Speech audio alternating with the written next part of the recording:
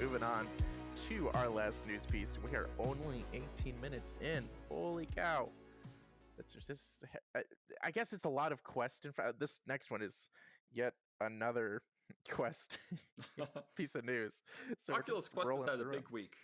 It has. And it's honestly really exciting that the Quest, because normally sort of one of the big ticket items for the Oculus is like the Oculus Rift S.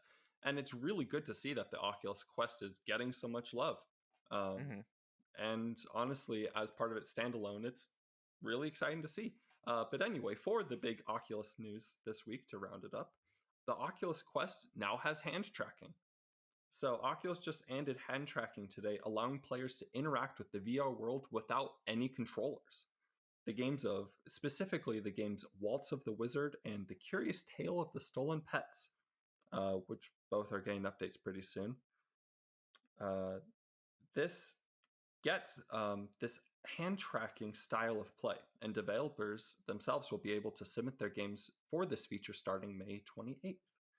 So this is pretty exciting. It's VR, but without the controllers. And from the videos I've seen, I haven't tried it myself yet, but from the videos that I have seen, the hand tracking is really accurate for these games. Have either of you seen any of these videos about the hand tracking? I haven't seen the ones for the games, but I played with the hand tracking just as it was in beta with the menus. And it was so interesting for me because I did that. Maybe it's because I'm used to VR. I don't know what it was, but I held my hands out and I perfectly saw my hands. I was able to skim through the menus and I was like, this works perfectly. I let other people try it and it didn't work at all for them. I don't know what the deciding factor was, but I don't know if it was maybe because I'm used to VR and stuff. I moved my hands maybe slower and more methodically, but they would just like try and do stuff all crazy and it wouldn't keep up. So I imagine these games have some sort of fail-safe built in where wherever your hand was last, if it loses it for a second, it stays there instead of just disappear. I'm sure there's something to the games that are going to be different than just the normal hand tracking. But one thing I think we should probably clarify here, because a lot of people who hear, oh, it has hand tracking, they're going to think, oh, it's had hand tracking. It's had hand tracking for a while. So like, what is Oculus announcing differently? Well, games are actually going to get to have it and all developers can submit it for their games. So that is a difference because yes, you've had it, but all you've been able to do is literally skim the menu with it or side quest in some sort of tech demo to try to play on it. Right. The thing, this news to me was actually a little bit like, I mean, super exciting, but as someone who doesn't own a Quest and instead owns a Rift S, I was kind of bummed. I was like, well, Rift S is inside out tracking. It should be able to see my hands. Why can't I have hand tracking? Well, go to the Oculus subreddit if you want your answers to all that, because everyone there will tell you how mad they are that Oculus introduced the Rift S just to phase it out and focus everything on Quest, and all this anger and bitterness about how Quest is getting all these things. I mean, the Rift S, having owned both, they're great. They have different strengths. Yeah, and now the Quest has a really good strength and the Rift S doesn't.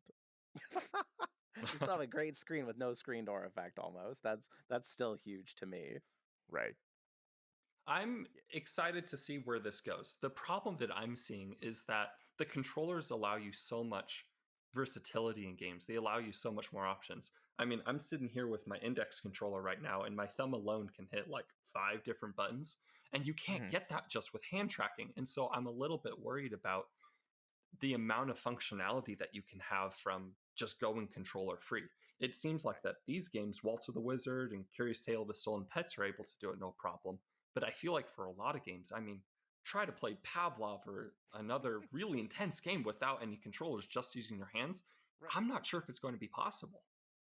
I was thinking about that because, like, I mean, first off, it's nice to have a controller. I like that I can hold something. Like if I'm holding a lightsaber or holding a pretend gun or... Oh. My right... I just had like a critical error because my right controller battery is low. Uh-oh. You see, this wouldn't have happened if you're using hand tracking.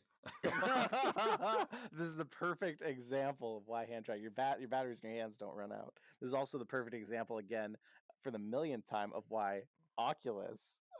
what in the heck is he doing? Why Oculus should have put good, strong battery packs in here that you could just recharge instead of making us change our batteries all the time. Do we need to pause for tech diffs here. Yeah, you know what? All right, we're Okay. gonna. Can you guys? I think Pause it still it. hears me. Okay, All right, wonderful intermission music.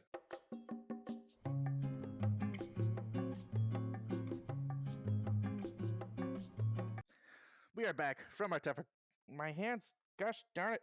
I don't know why they keep doing that. We are back from the technical difficulties. Sorry, my right controller battery died. As we were saying, some hand tracking would be nice for that. But with that out of the way, we are able to move on to our nice second section of the podcast, the games we're playing. Bum, bum, bum.